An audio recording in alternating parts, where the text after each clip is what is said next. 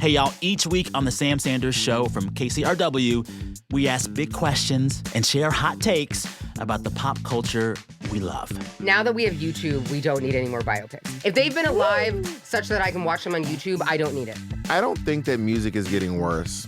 I think y'all just don't listen to artists who aren't in the mainstream. Taylor Swift, retire. It's time to retire. The Sam Sanders Show from KCRW, wherever you get your podcast, and on YouTube.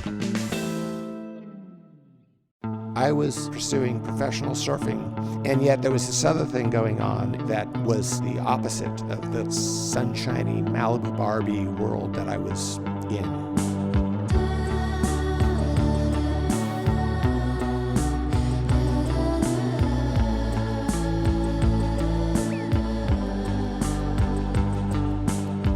This is Life in 7 Songs. From the San Francisco Standard, I'm your host, Sophie Behrman.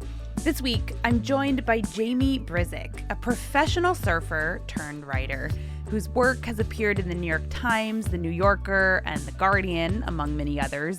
But before all that, Jamie was the quintessential SoCal kid with hair so blonde it was basically white, who loved to skateboard and dreamed of making surfing his full-time job.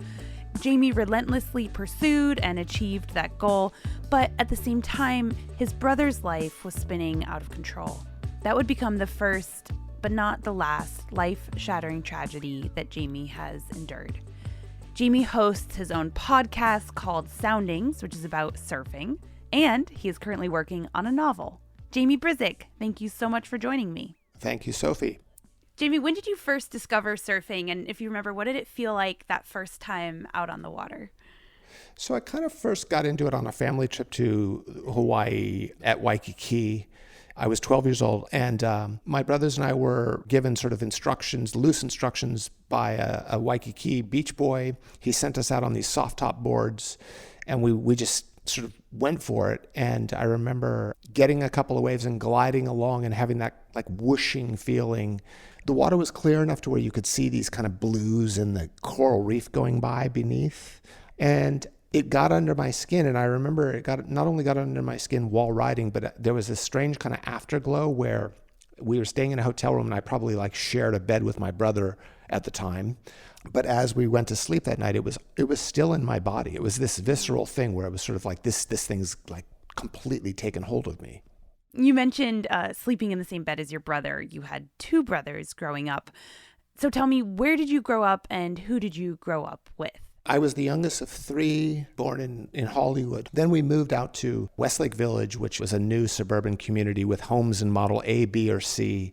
It felt really kind of vanilla, and at a very young age, probably 7 or 8 years old, I was riding a skateboard, and the skateboarders I admired in Skateboarder magazine, which was out at the time, were the Dogtown skateboarders, and they were very, very rebellious. And my brothers, it was like our default was to be rebellious. We were really little punks. We were spoiled, entitled little punks, but it was like a point of pride to disapprove of all the things around us. And skateboarding and surfing were kind of our ways out of it, and then it turned to punk rock from there. Let's go to your first song, Sideshow by Blue Magic. What memories does this song bring up for you?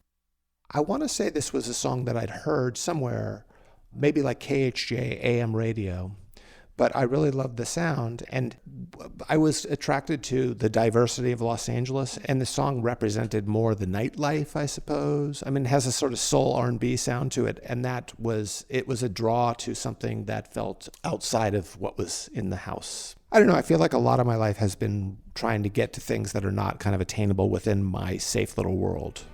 It'll only cost you 50 cents to see what life has done to those like you and me. See the man with the broken heart. Incredibly sad song, and I didn't know it at the time.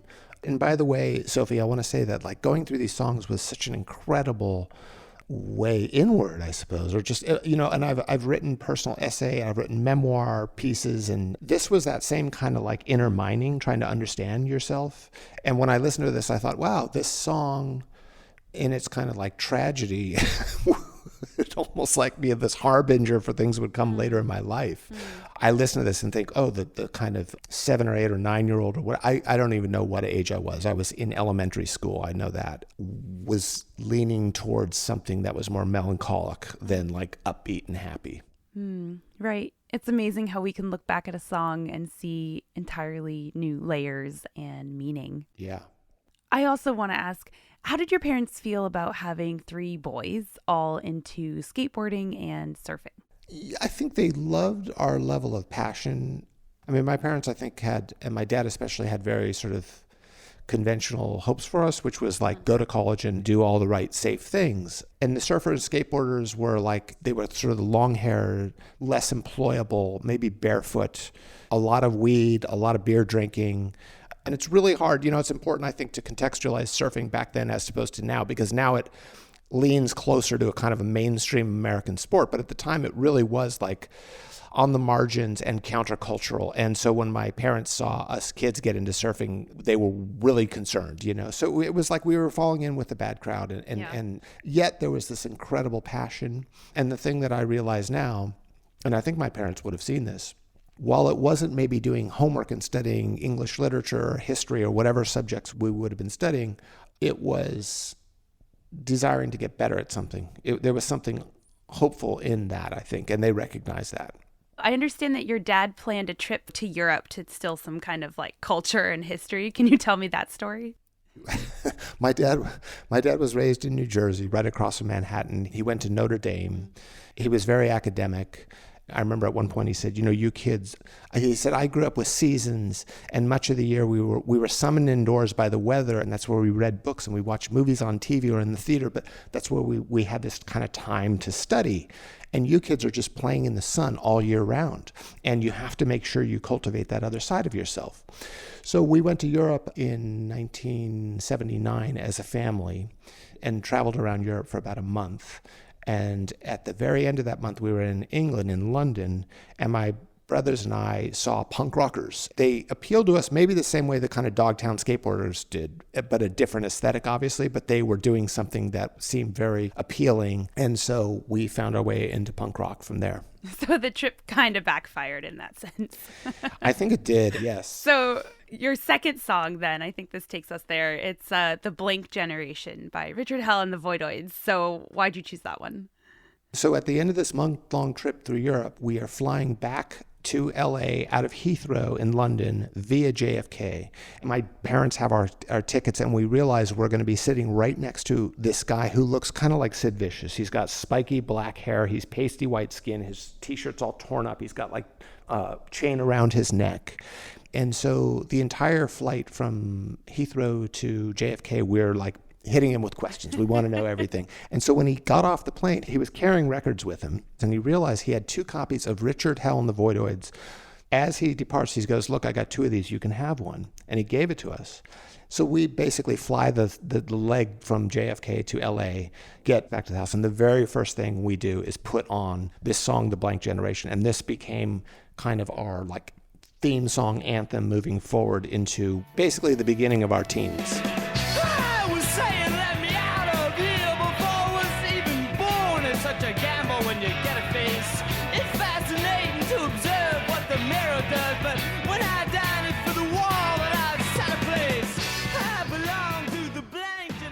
I love it so much.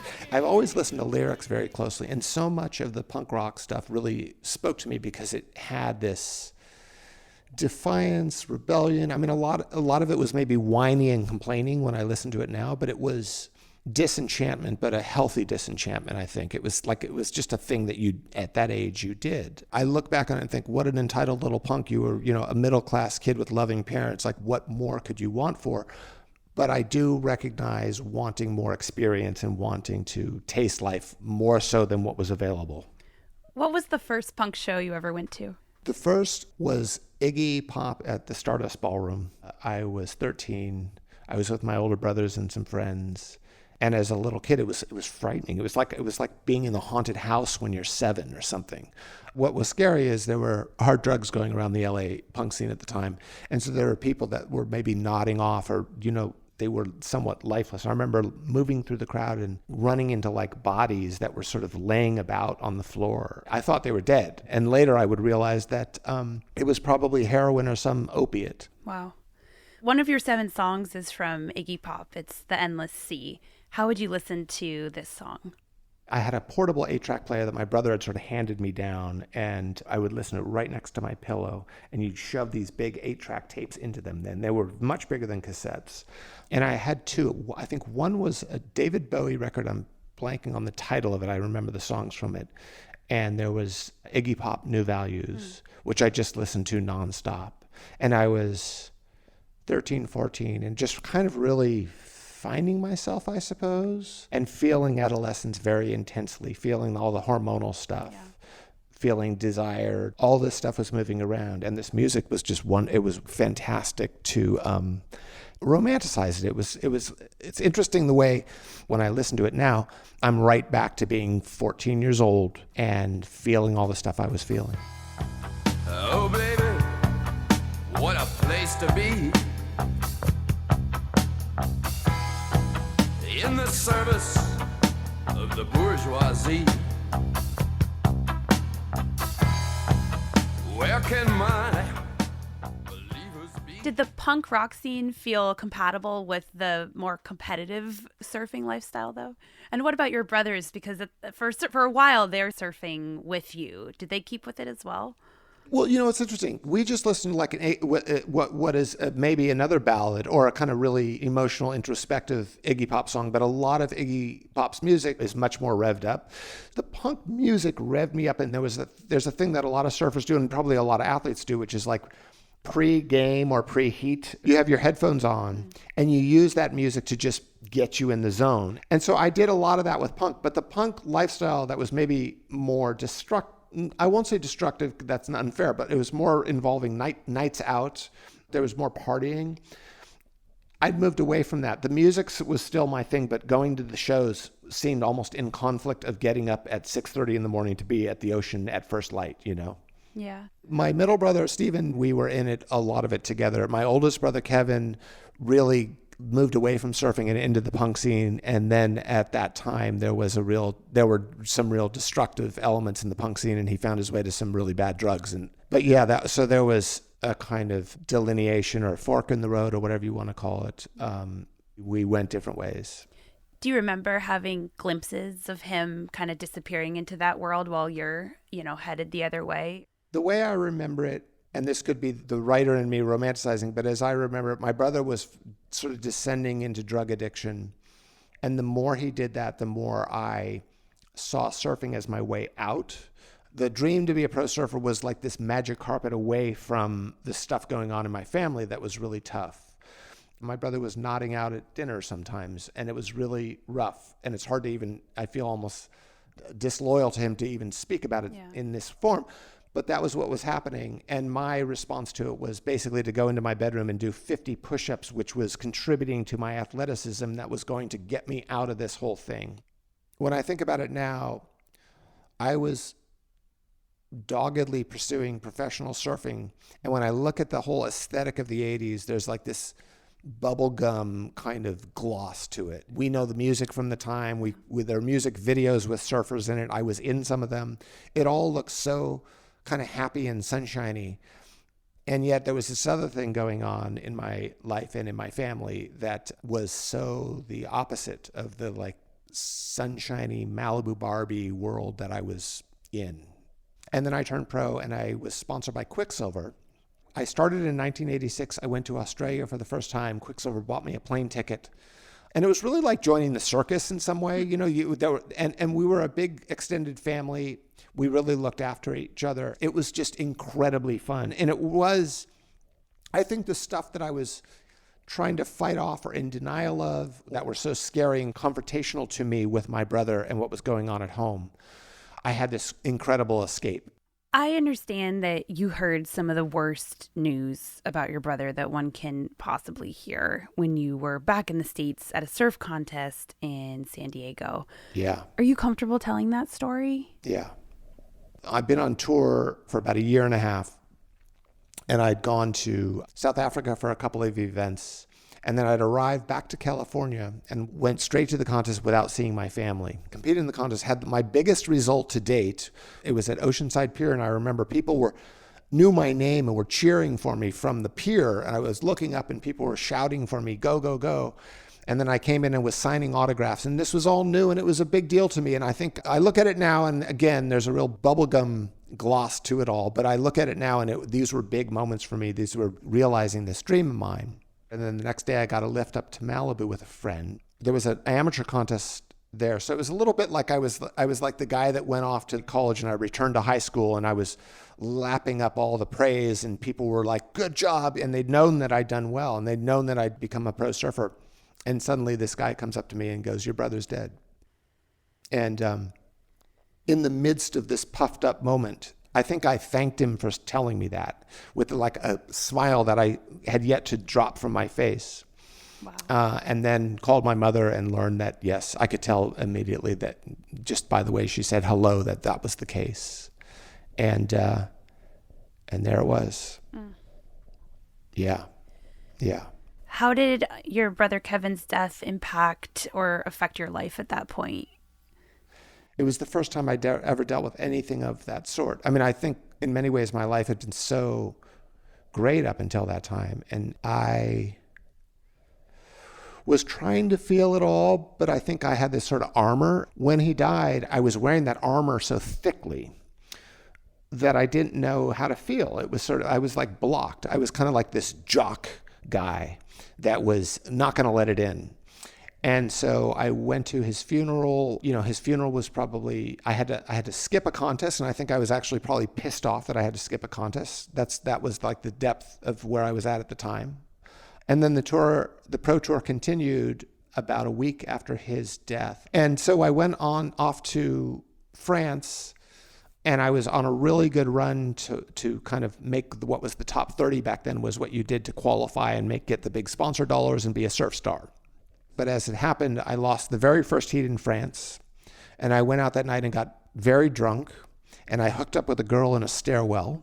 And so began the next 5 weeks of my rollicking tour through Europe of just total denial. But there's a song by Bob Dylan called I'll Remember You, and it's a very sad song. And I remember I bought the cassette tape in France on this tour where I was running away from my brother's passing. He died 3 weeks ago. I kind of was in denial of it, out every night drinking or trying to focus on the contest.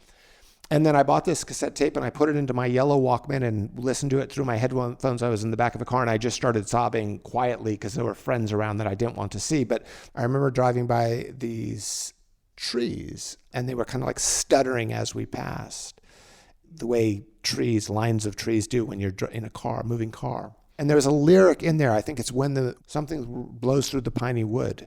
It just felt like every lyric was written for me in my experience. Like every single lyric applies to what I was going through.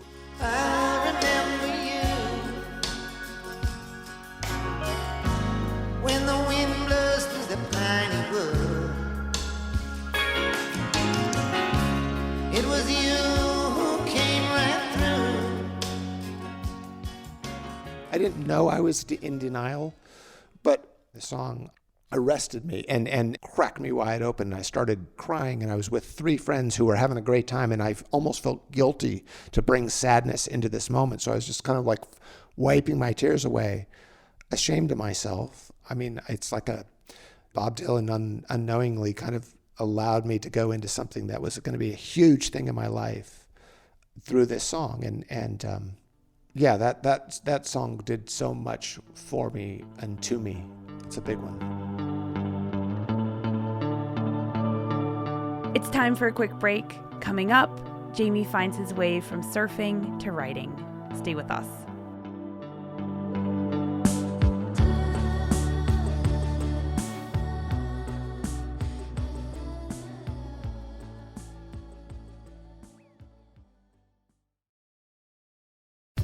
Hey everyone, I want to recommend a podcast. Hard Knocks is a show about resilience, self-discovery, and finding meaning after chaos, hosted by Amanda Knox.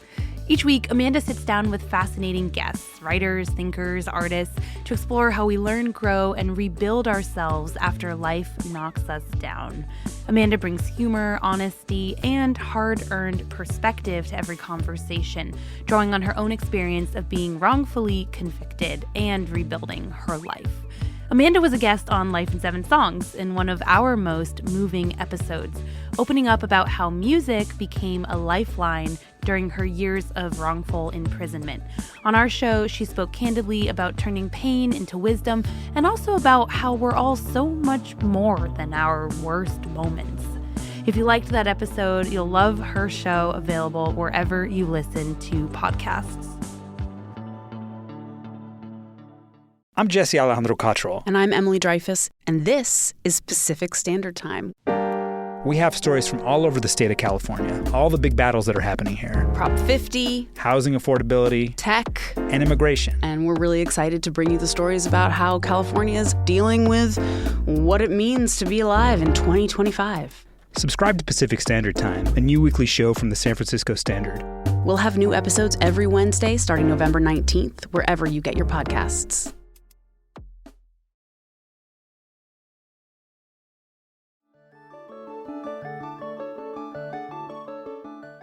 So how did you end up getting into writing?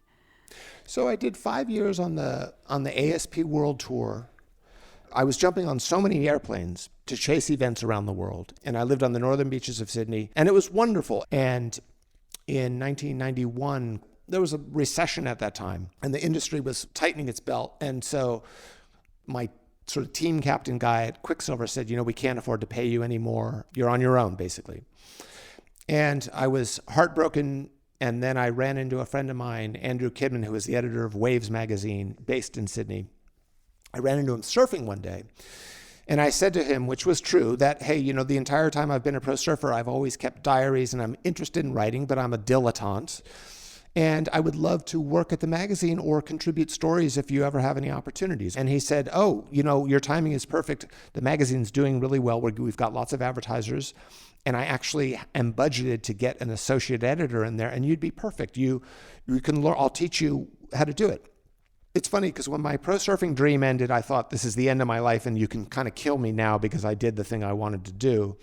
And then when I started working at the magazine and learning that there was so much in the world that I'd almost denied myself in the service of being an athlete, suddenly the world is just so alive, and I didn't see it before. So I was like 25 starting this new thing. And I was a little behind the game. I had friends who'd graduated college. My college was basically traveling as a pro surfer, but I was so enthusiastic and trying to kind of overcompensate for my lack of formal education by just reading everything I could. And I think the kind of more wooden, desensitized jock part of myself was giving way to a more thoughtful, sensitive person that I'm hopefully more of now, I think. So fast forwarding in time now, in a couple years, you become the editor of Surfing Magazine, probably in your early 30s. And you chose another song, The Wild Kindness by Silver Jews, that I think speaks to that era. So tell me about that one. So after Australia, I lived in Venice Beach for a time, lived a very bohemian existence, probably like a trying too hard bohemian existence. But I really wanted to write, and I was just interested in artists, and I found my way into that world. Then I got the job to be the editor of Surfing Magazine, which seemed really prestigious at the time, but when I got into it, I was spending more time with Excel spreadsheets. It was too much for me. I didn't have the temperament to do it. My escape was smoking a lot of weed, going surfing, and kind of writing my own stuff. And I found the band The Silver Jews, David Berman. I dyed my hair in a motel void, met the coroner at Dreamgate Frontier. He took my hand and said, I'll help you, boy, if you really want to disappear. I love it so much. What David Berman was doing, both in his songs and on the page, because he had published poetry, it just animated the world for me in a way that I needed. And again, I was working for Surfing Magazine was wonderful, but it was in San Clemente, and there was a certain homogeneity to the world that I was in. I felt like it was too much surf. As someone once called it, the Bermuda Triangle. You can't get out. And so I think I found escape through great music, and thus the Silver Jews. So after Surfing Magazine, it sounds like maybe you were not actually loving being the editor. You decide to move to New York City, and that's where you meet a woman who would become your wife. Tell me about her. Her name was Gisela Mata, and Gisela was from Sao Paulo, Brazil. She was a director of TV programs for MTV Brazil. She had done a travel program for a while, and she was going to Europe to make a pilot for a TV show she was pitching to MTV. And she passed through New York, and I met her through my friend Vava, and we really liked each other. And she went on to Europe. I couldn't stop thinking about her, and I pursued her. And about 3 months later, we were in love. 2 years later, we got married. We lived in New York, and we had an incredible life together. We made a lot of stuff together. We were inspired by our work, and we paired so nicely. We shared space so well together. From what I understand, it seems like at some point your marriage sort of started to fall apart. What happened? I fell in love with someone else is the brutal answer. And there was a sort of ennui, you might call it. We maybe were growing apart. I didn't technically leave the marriage, but I guess I left the relationship. And I was in this terrible place of feeling like my life is out of balance, but I still loved Gisela and wanted everything to be okay with her. And right in the mess of this, I get a text from one of her friends saying, call me now. And I called her, and sobbing through the phone, she said, she's gone, she's gone. I said, what do you mean she's gone? And she said, she's dead. And she was riding her bicycle home from dinner at a friend's in Rio de Janeiro, and she was hit by a bus and thrown. They were taking x-rays for a broken hip when in fact she was bleeding internally. And by the time they realized the extent of it, it was too late. Oh my God. Yeah. I know that you shared a song that you said was lodged in your head in the months after Gisela's death. So what did you choose? So there was a surf film. It was in the early 70s. I want to say 74, maybe it was 76, but it's called Morning of the Earth. This film was a big deal, and it has this wonderful soundtrack. And when I learned of my wife's death, I went to Brazil right away. I was on a flight that night, and I arrived to see her family. And the next thing you know, I'm at her funeral. Mm-hmm. And this song just stuck into my head and became the tune in my head that I just grabbed onto to kind of maybe, keep me afloat in some way. It was some way of not facing or not being able to face. It was my dissociation. Yeah. This thing that happened was so horrible, and the song was like this thing I could kind of grab onto, like being in a stormy sea and just grabbing onto some buoy that'll keep you afloat. That's what this song felt like to me. This is Day Comes by G. Wayne Thomas. Day comes with its golden eye and warms me as I stumble to your shore. And I stop and I wonder why so many things about you I enjoy. I didn't realize this. The year after my wife died was the toughest year of my life by far. And yet, 12 years on now, it was like one of the most beautiful years of my life as well. It was a combination of grief. I had a feeling of I'm not sure how much longer I want to stick around here, as in life. I was like deeply broken and disheartened or what have you, but I also saw this incredible beauty to being so completely sad and broken. So much of what we give value to in the world didn't apply to me. I felt like it didn't apply. Like I just looking around at what people cared about seemed so totally superficial. It's hard for me to find the language of what I felt in the wake of my wife's death. The words fail. They don't get close, but it was such an incredible beauty. I don't know. I distinctly remember when my brother died and I learned of his death, and I'd come off the surf contest that I described to you earlier. I had to wait for my parents to pick me up, and I climbed this hill near Malibu because I was trying to avoid people. So I climbed this kind of scrubby slope, and I sat on a big boulder in my Quicksilver sweatpants, and I was wearing patent leather red Adidas high tops.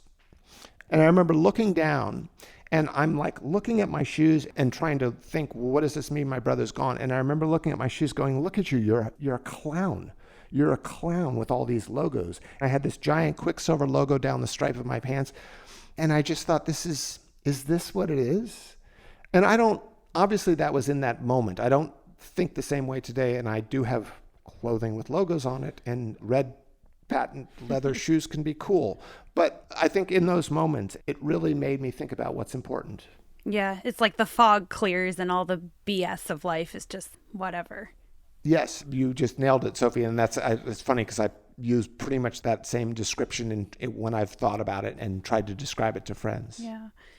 When you described where you were at when your brother Kevin died, you mentioned that you could have gone home, but you were wrapped up in your career and didn't make that trip. Or, both these deaths, they were so sudden and you're just living your life. I guess what I'm getting at, it's sort of a tricky question, but how do you forgive yourself for just being human? Or do you carry guilt around like how you maybe were acting around both of those times? No, I definitely did and maybe still do. I mean, I think in many ways, these specific events have shaped me more than anything else. And my path forward has been trying to make peace with all of that, because I think that there has been guilt. And there's a version of the story where I was a terrible person who left my wife and then she died. And then there's another version of I was a selfish motherfucker. And I was probably called that more than once by my brother before he died, because I was hard on him and was disappointed to watch what he was doing to himself. And so, yeah, I've done a lot of therapy. I've done the Hoffman process. I've done psychedelic therapy. I've done kind of all the stuff, and I think I've found a good place. But there's no real clean answer, and it's not that my life is mired in all this stuff. I'm actually really upbeat a lot of the time. And I also think that there's a thing that happens where there are people on other sides of the world that would listen to me right now and go, oh, you think you know what a tough life is. You have no idea, you know, upper middle class American white boy. But I know what I'm working through, and what I have found is that I think sometimes these things that are quote unquote sad or heartbreaking or tragic or what have you have actually given me more carpe diem than anything. They've made me realize how fragile it is, and they've actually given me this exultant thing of like, just enjoy every bit of it, you know? Yeah. So your next song, your last song, definitely gets at this idea that the tragedies of our life are also opportunities to celebrate life. And it's called Dress Sexy at My Funeral by Bill Callahan. So tell me why you picked this one. Bill Callahan, I love so much, one of the great lyricists of my lifetime, for sure.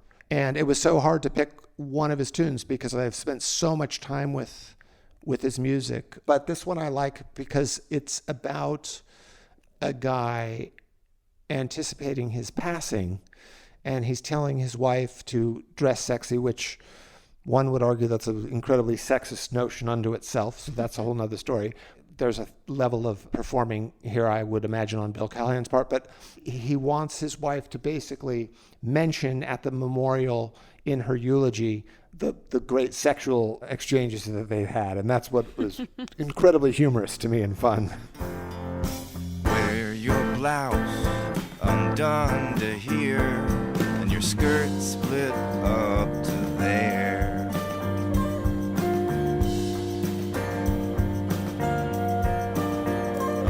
Dress sexy at my funeral, my good wife. It's quite funny, huh? It's very funny. Say a little bit more about why you chose this one. I guess it's the idea that someone who's contemplating his death, and he's saying to his wife, tell him about the great fucks we had, basically. Is that what we remember in those times? You know, is that like in a romance, in a great love? And I say this because I've been thinking a lot about this because I've been writing a novel that is a love story. So I've been thinking about it in a way that most people don't probably have time to or want to. But I guess it's that thing of the fact that he's contemplating death and he's saying, go, you're a sexy woman, carry on with your life. Sex might be like the minor part of this story. The bigger part might be just life and death and the regeneration of life. In a way, what he's saying is like, yeah, I'm going to die, but go on living your life because I loved you when you were alive and you were hot and sexy, and you also have to live your life. Yes. And in many ways, when I was in my deep, deep grief and really wondering whether I wanted to stick around, and if no, then how to exit, I remember life started to take some turns for the better. I remember thinking about the Buddhist notion of remaining curious to see, like, who could you meet tomorrow, or what email might come into your inbox that might make you want to hang out for a little bit longer, right? And so I think As my life got better and I found my way through deep loss, deep grief, what I remember coming to mind frequently was life regenerates. Life is generative and regenerative. And when you think it's over, it's so often not, and it's about to do something that will totally blow you away. I want to read you back something that you've written and ask a question on it. You wrote, I was 26 with a head full of Jack Kerouac. You list some other authors. My heroes had lived storied lives, often heaped in suffering. The suffering part was an abstraction, but I knew I wanted the stuff that results from it, the wisdom, the depth. 30-some years later, you've been through a lot of suffering. So I'm curious, what would you tell your 26-year-old self about that desire? I mean, in some way, yeah. I was going to say, be careful what you wish for, of course. But no, I mean, I guess. But I would also probably place a hand on his shoulder and go, but it's all okay anyway. I mean, I don't have any children, but I have a niece and a nephew who I love and I'm very close with. And I remember saying to my nephew, look, as long as you live, everything's going to be okay. Just live. A lot of the things that may be regarded as mistakes or poor choices will just lead you to some new thing. And if you can find it in your heart and mind to frame it differently and go, it's all experience.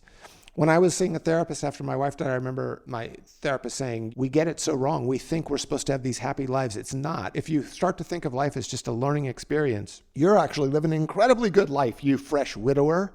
You have no idea how lucky you are to be a widower, because if it's about learning and having experience, you're in the thick of it. This is way more exciting than just having a humdrum, like, God forbid, boring time, It may not be pleasant now, but you're going to learn things from this that you would never learn if you'd taken a more safer path or whatever. These things that seem like misfortunes in the moment will kind of edify you and help enlarge you as a person. I'm really going to sit with a lot of what you're saying. So thank you so much for sharing your 7 songs. It's my pleasure.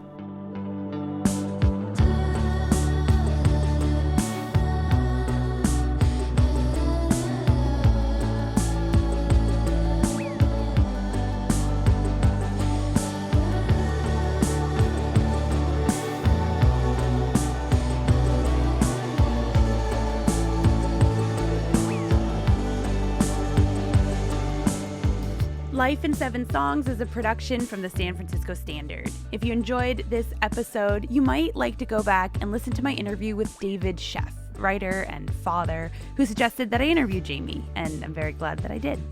Also, if you haven't already, please subscribe and like the show. It makes a big difference for us. Our senior producer is Jasmine Morris. Our producers are Michelle Lands, who also mixes the show, and Tessa Kramer. Our theme music is by Kate Davis and Zubin Hensler. Jess Hutchison created our show art. Our music consultant is Sarah Tembekshian. Executive producers are Griffin Gaffney, John Steinberg, and me. As always, you can find this guest's full playlist at sf.news/Spotify. I'm Sophie Behrman. Thank you for listening, and see you next time.